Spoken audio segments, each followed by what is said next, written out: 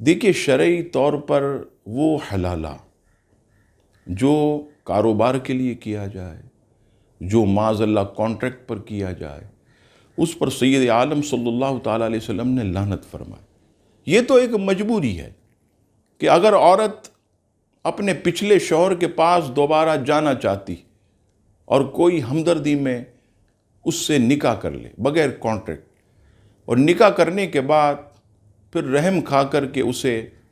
اگلے شوہر کے پاس جانا ہے، وہاں سے اس کے بچے بھی ہیں، تو کچھ ٹائم کے بعد اگر اس کو طلاق دے، اور طلاق کے بعد عورت عدت گزار کر اپنے پرانے جس شوہر سے اسے طلاق ہوئی اس سے نکاح کر لے، تو اس میں کوئی حرج نہیں۔ لیکن جو لوگ